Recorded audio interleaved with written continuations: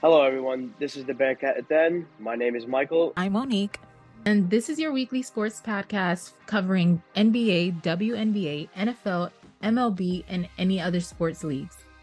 Welcome to this week's episode. Let's get it. I came in today and I'm wearing black and black shoes, and let me put my sweater up, and I just want to say, leave me alone because I'm emo. I just needed to say that because Jimmy Butler. His, what was it, media day outfit. Did you see the entire outfit? Like the hair, the nails, I the thought it coat. I thought it was pretty funny, honestly. He always does something every year. I think last year he did the long, thick dreads. Locks. I think. I know, he always does that, and then when regular season rolls around, he just has a completely different look. Yeah. But then I was also thinking, was this a reaction to the news that happened, which we can get into and talk about? Mm-hmm. Or did he already just have this plan and the news just happened to come about? Nah, I think it's because of that. I feel like, yeah. And then, I don't know if you saw it, but there's a video of Jimmy Butler, Tyler Hero, and Bam Adebayo taking pictures, and then they're all dying of laughter. And then Tyler Hero checked behind the white background to see if this was a prank, and it really wasn't. Oh my gosh. It was actually pretty funny. Listen, I feel like those game day posters are gonna be so. I feel like Miami Heat should take it and run with it. I don't know, maybe have some kind of rock concert for halftime. I don't know. But let's really go back and talk about why he did what he did, which was Damian Lillard being traded. Yeah, Damian Lillard was traded to the Bucks.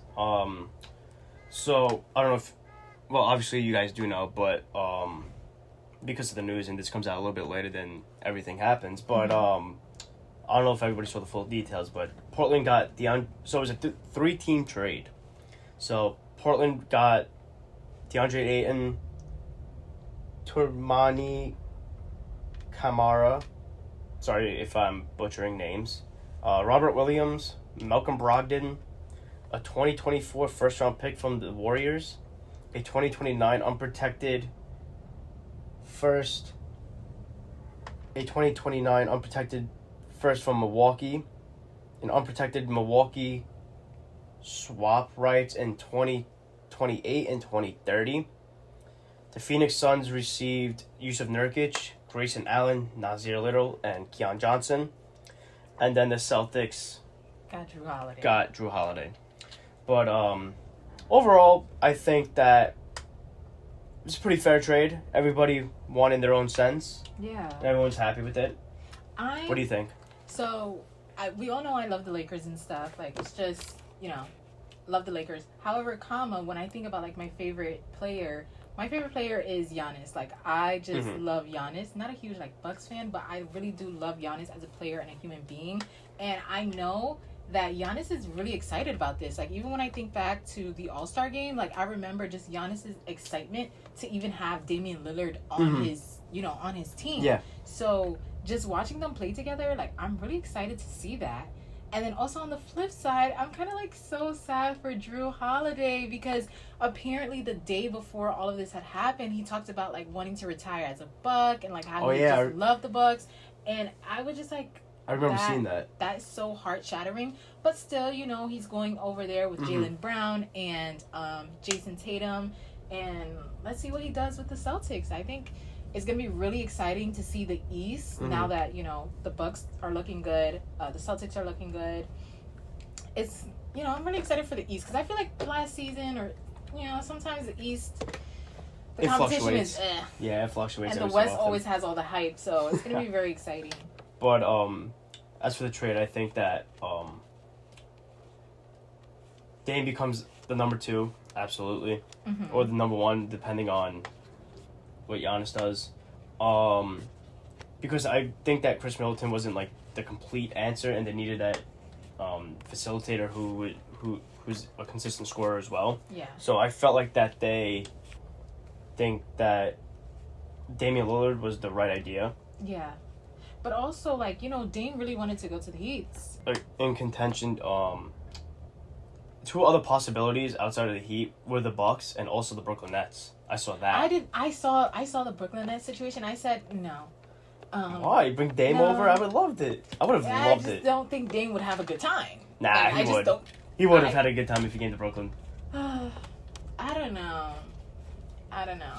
We can talk more about this once Listen, when it comes to me in Brooklyn, oh my gosh, I have such an in-between relationship with the Nets and even like the players that are there right now. We can go into that once we start talking about basketball in like 2 weeks. Yeah. Because let's just have a whole rundown of the Brooklyn Nets. I feel like that needs to be a little bit of segment. Yeah, definitely. Like we'll do that like when time comes. Yeah. Within like 2 weeks, we'll do something similar to that. And, we talked a little bit about like tradings and stuff, but let's just take a step back and revisit what we kind of talked about in our first episode, which was we talked about like alleged, USA basketball super teams for the Olympics, and I'm scrolling on Instagram and I see Kevin Durant committed. Yeah, I'm very happy for that he committed to the team. Brings in a veteran presence, and also like there's a bunch of other players that like got extended the question on their media day, and they're either considering it or they're actually have some sort of interest, which would be great to see. Like I saw that Paul George and Kawhi Leonard said that they would both consider it. I also know that Curry wants to play as well. Steph Curry, to be exact. He was asked a question if he wanted to play, and then he told him, he's like, I never played for the Olympics, but I want to. So I think that good fire underneath their belt so far. Yeah, it'll be very interesting. I think I'm also looking to see like what LeBron is saying. Just going back to the Kawhi Leonard situation, because I know Kawhi just sometimes he gets a lot of ish, I'd say, for quote unquote not playing enough games. So I don't really know how people are gonna react to that. But it'll be exciting to see like, okay, I'm not coming for anyone. Like, the USA team that we had, prior in FIBA, there were some good contenders in there. Like we said on last episode, there just wasn't a lot of like bigger stars or to kind of like rally and put everybody together. The veteranship. So it'll be very exciting to see the veterans like play at a high level in the Olympics. That'll be very, very exciting. So yeah, KD, get on the phone with LeBron, get on the phone with Curry, get on the phone, and let's see what we can make happen. And then me and Mike are gonna see if we can get tickets to Paris. Oh, God. Yeah, imagine. Yeah. But also like I've seen like other players come out like in the recent weeks, and like Anthony Davis showed, obviously Kawhi and Paul George showed. Devin Booker, obviously we still didn't forget. Bradley Beal, Zion Williamson actually came out and said that he would. Well, not would, but showed interest. There's like a whole bunch of guys. There's a list of like 20 guys that would actually show interest. And now I'm thinking, are they showing interest now because we didn't medal in FIBA, or are they showing interest because they genuinely want to? Regardless, I think it would be a great boost for... Let's get the team together. Yeah, 100%. I feel like that it would be a great boost for USA basketball as a whole. And so, like, we have, like, a high expectation already because we consider the USA players, like... the NBA. The NBA, the best in the world. But in order to be the best in the world, they have to play like it. Yeah. So that's when you call your big dogs to come in and dominate and show everybody what's up and prove them wrong. Exactly. Also, Joel Embiid said he would be interested too, but the thing is that he doesn't know what country he's going to play for. He has 3 possible countries. Yeah, and I said maybe, I don't think he would play for the U.S. I think he might just go play for, like, home country. But no, obviously, it's respectable, we'll 100%. Yeah. You got to represent where you're from. Where you're from, exactly. And there's nothing wrong with that. 100%. I believe it was yesterday, I saw on X, also known as Twitter, that the NBA is returning to Abu Dhabi. Yes, which is very good. I saw that too. So the game that's scheduled to, the teams that are going to play in Abu Dhabi is the Mavericks and the Timberwolves. Yeah. I love when teams go to foreign countries to play, because I feel like that it spreads like the how do I put Culture? it? Yeah, like the culture, and it spreads the more viewership, more following from like around the world. Considering like the NBA is like big as it is. Yeah. Not only that, I guess we can talk about like foreign games when we talk about the NFL.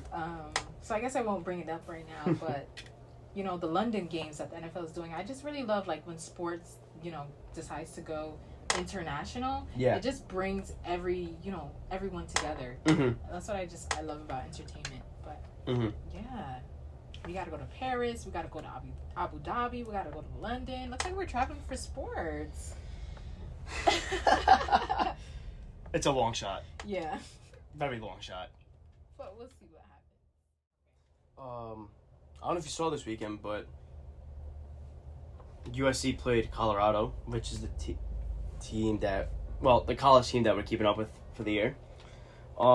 It was Deion Sanders' son versus NFL wide receiver legend for the 49ers, Jerry Rice's son this week. Jerry Rice's son, Braden Rice, he plays wide receiver for USC. Yeah. And who else at the helm?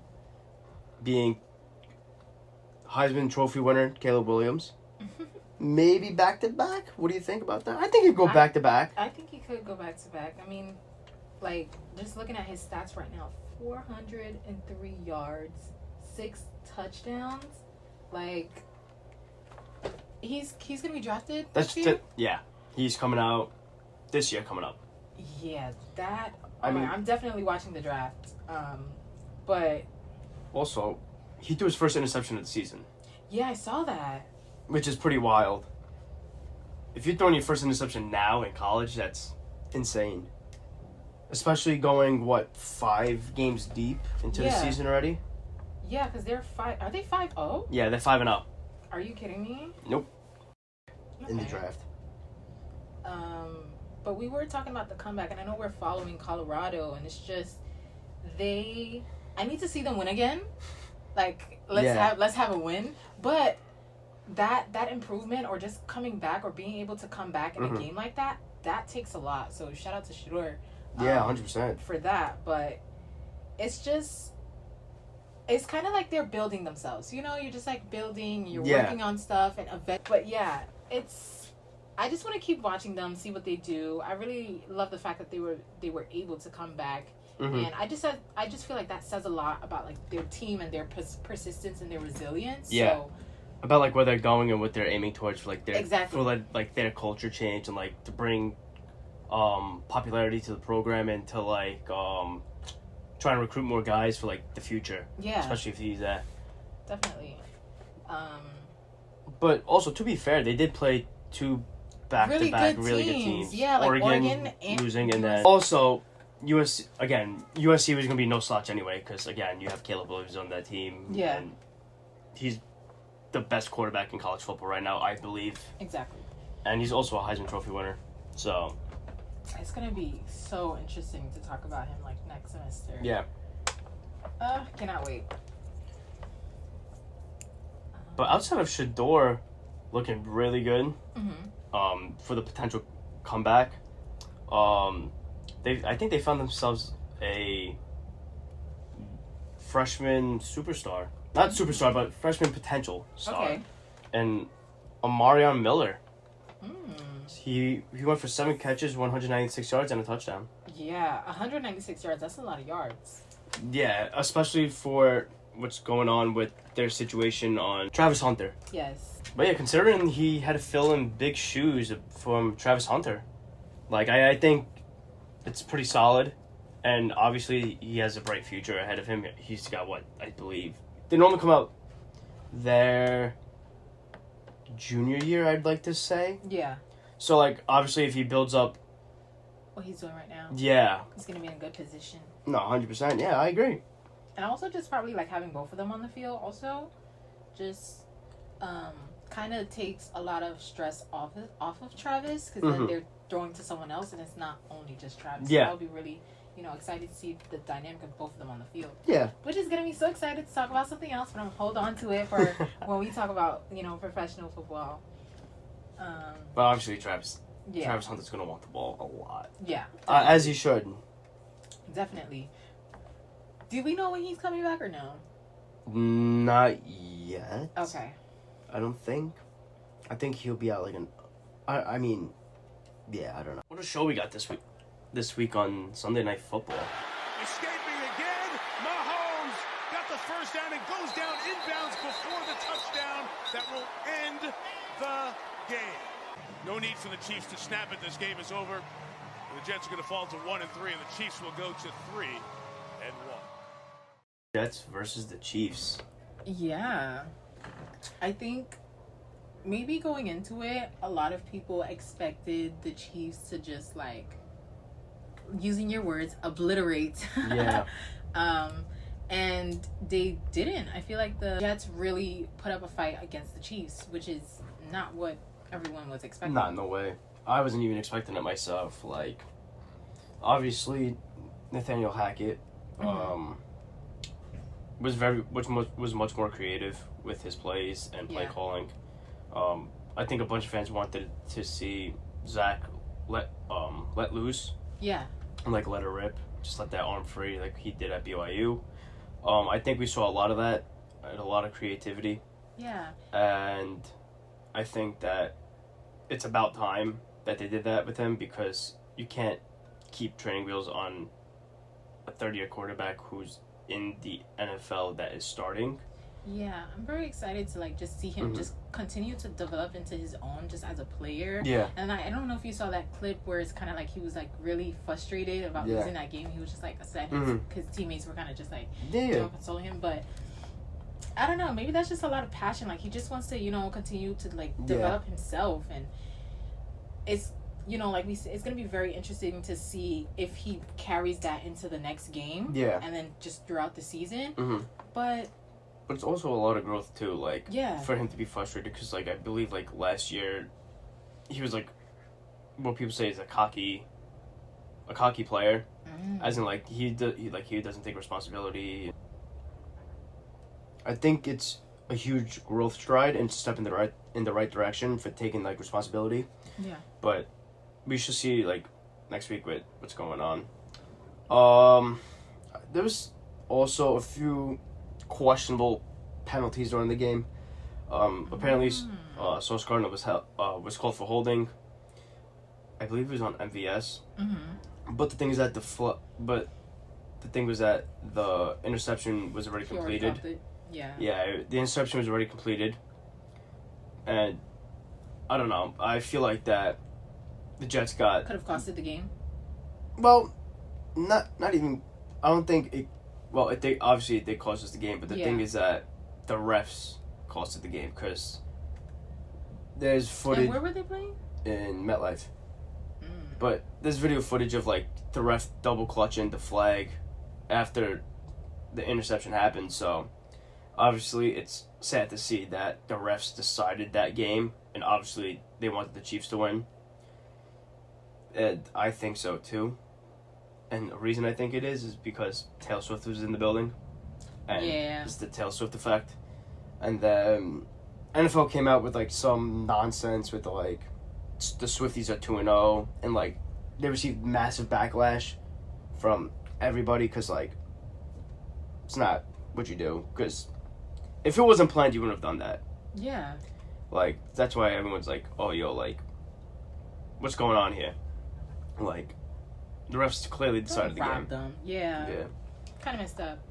What am I seeing about this? Someone calling Zach Wilson garbage? So in the postgame, Chris Jones, defensive tackle for the Chiefs, did a postgame interview with an NFL legend, who's broadcaster, Ronnie Harrison, and Ronnie Harrison called like Zach Wilson garbage on live television about like a question like, oh, like when you're watching film and you can see like he's garbage. Like, shout out to Chris Jones, he handled the situation very well. He answered the question with the utmost respect for Zach and what's going on in his situation, and that it was completely out of left field of that happening. And And I don't like. First of all, I don't think Zach is garbage.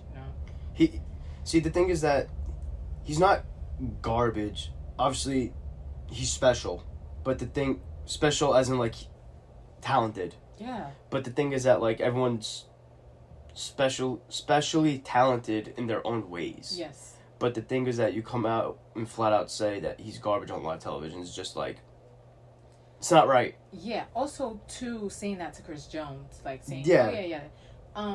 I don't know if that was a situation to try to like pit them against each other or whatever. Like, I don't like when that happens. I like, Nah, players around the league like build each other up, and obviously like on X, aka Twitter, a lot of players came out and said like, yeah, like that's not right. Yeah. Like Micah Parsons came out on his podcast and said like that's not right. You're not supposed to put players in that situation, and especially bashing on another one. Yeah, because do you think I'm going to sit here and indulge in the bashing? No, I'm not doing that for my reputation. No, exactly. Like, it's not right as, and that kind of makes me feel uncomfortable. Like, I'm here to talk about the game and you want to... Yeah, talk about... down someone? Yeah.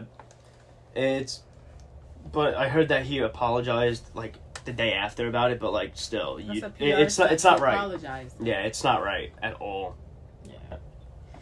Well, I guess let's talk about another New York team, the Giants. Yeah. Man, the Giants. What's going on with them? Daniel Jones looked terrible. Again, it can also be because of, like, injuries on the O-line, but the thing is that you're not supposed to be playing like that. Brian Dable threw the tablet on the bench next to Daniel Jones, obviously in some altercation. And the Seahawks ended up like dominating the Giants 24-3, and it's like pretty sad. It's also pretty shocking too because like the Giants were a playoff team last year. Yeah, and I remember just getting off the bus or something. And I was listening to something, and I was like, "Whoa, the Giants!" Like, yeah, like it surprised me. I was like super excited for them, and now I was losing the first game just horribly. Kind of just only having one win this entire season. I mean, you could say the same for both New York teams because the thing is that obviously everything was like anticipated around us, the Jets and the Giants. But the thing is that like the Giants like obviously have an easier route in my opinion because they're in the NFC. Mm-hmm. But like the thing is that you're not supposed to be playing at that level. Yeah, like you already have expectations because of last year, and now you got to put them higher. But I don't know. I'm sure they'll figure it out at some point. The Jets with only one win as well? Yeah. Whoa. Coming into this, I was not expecting that. No, yeah, but again, obviously things with the Jets side, things didn't go as planned for obvious reasons we spoke about earlier, like earlier episodes, but I don't know. I don't know if the Giants will bounce back completely to what they are because they have a whole new look now because of their defense not being that explosive anymore. Yeah. Or like that dominant, and like their offense just like fell off, I feel like. And they lost 24-3. Mm-hmm. Wow. Jumping into something that kind of shocked me. I think you said you weren't shocked by this, but I was not expecting Buffalo to win this. I think, I mean, I'm not gonna lie, me neither. I did not expect Buffalo to win. But the thing is that I feel like by Buffalo winning this game, I think they re-established themselves as like they're back, as like they were in a little bit of a slump. Obviously, week 1, Josh Allen with the turnovers and all that, but I think they're officially back, especially with the return of Von Miller. Had like a good game as well, and obviously his presence was made. You love Von Miller. But yeah, they came out and crushed the Dolphins 48-20, which you would think would be the other way around considering how well Tua's been playing, like how hot their offense has been playing. Yeah. But yeah, what do you think? Like I said, I'm surprised, but I think I was talking to someone else about the Buffalo Bills, and I was like, they're an okay team. They're kind of, making themselves known. So let's just see. What we do in the future weeks. I mean, if you're beating the Dolphins, then you have the ability. So I don't know. Let's see. Nah, I think they have it like figured out because like obviously they're one of the best teams in the league, like known. Josh Allen possibly top 2, top 3 quarterback in the NFL, depending on who you put in at 1, 2, and 3. Position, yeah. But I think coming into the season, obviously losing to the Jets, they had like a very harsh awakening, I feel like. Mm-hmm. But the thing is that they learned from their mistakes. They tightened up on defense. Josh Allen's looking very good and looking like what we're familiar with seeing him play as. Okay. Pickups. Okay, I'm just saying this because, we were talking about, like, the freshman on Colorado, and we were also talking about Travis Hunter coming back, and that just gave me, like, a glimpse of the Rams and Puka Nacua and Cooper Kupp just coming back. I think Puka right now is leading in the amount of yards and also catches for any rookie, and he's already surpassing, like, some of the best receivers compared to where they were at when they were, like, where he was at. And very excited for that. So I was just saying, like, I'm super excited to see both of them on the field and just see how that dynamic is going to work, especially playing the Eagles. I guess if we can go into my pick'ems, Rams versus Eagles, I'm saying close. Rams lose by 3. It has to be one of the two. I don't think they're going to get dragged. I don't think they're going to get washed. I feel like the Rams are going to keep up with them. If anything, the Rams might have a little bit of a struggle third quarter. But I think they're definitely going to be keeping up with them all the way until halftime. So I'm the complete opposite. I think that the Eagles will win. Okay. But I think by anywhere from 7 to 10. Okay. I believe so, because you can't stop Jalen Hurts and A.J. Brown right now. Yeah. Obviously, it's Cooper Kupp's first game back, so nobody knows how he's going to do if he plays this week. And then also, what you said about Puka, like, he's going to be less targeted because of Kupp, so we don't know what's going to happen. And Puka's running now. Like, in the beginning, he was just, like, especially when I look back at that first game, he was I just need to do what I need to do to catch the ball and kind of move my body. Now he's catching and actually starts running. So if there's a little bit more training with that and see what his speed looks like, that would be amazing to see. But it's something that he definitely has to work on, because the catches are there. It's just that, can you please run? You need to run. Like, you need to start learning how to, like, maneuver when people are trying to, tackle you. But we'll see what that looks like. So I have the Eagles. The Eagles might take this one just because Matthew Stafford, I just remembered him and his arm. This man just plays through anything, and I'm pretty sure he's not 100% right now. Even though they won that game, like, his shoulder, or was it his hip? I don't remember, but there was something that was wrong, and he played through it. And I'm pretty sure he said he's playing through it next week, well, which is this week coming up.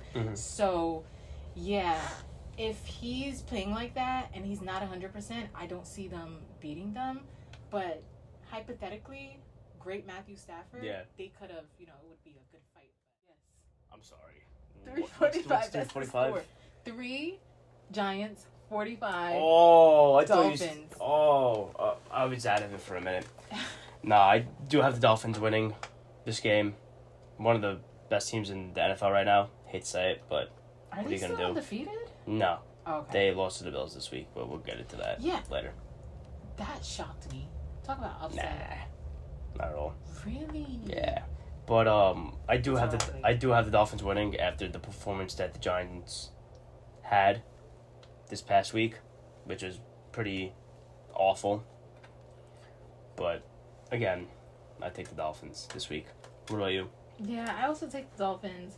I had 345. I don't know. Maybe the Giants will do something better. Maybe it won't be that bad. Maybe it'll be like a 10-point win for the Dolphins. Who knows? But I definitely do. I'm secure in the Dolphins winning this game. How do you feel about us moving into your favorite team, the Jets versus the Broncos? I feel like this is a game you're going to be excited for. Kinda. I don't know. I do think the Jets win. Yeah, I think the Jets will win this. Especially after all the hype being built around it because of Sean Payton's comments about Nathaniel Hackett and all that. Breece Hall is not on snap count no more, which was just announced today, being the 4th. Last time he played them, he completely obliterated them. So I think that it's going to be somewhat similar to that.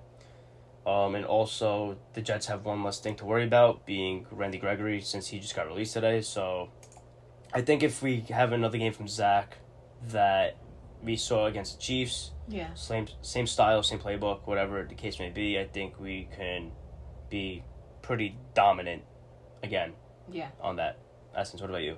Yeah, I totally agree. I have the Jets for this one. Like you said, just watching Zach and just seeing, like, if the Jets just continue to do, what they did with the Chiefs, even though, they came a little bit short, they can definitely take that one.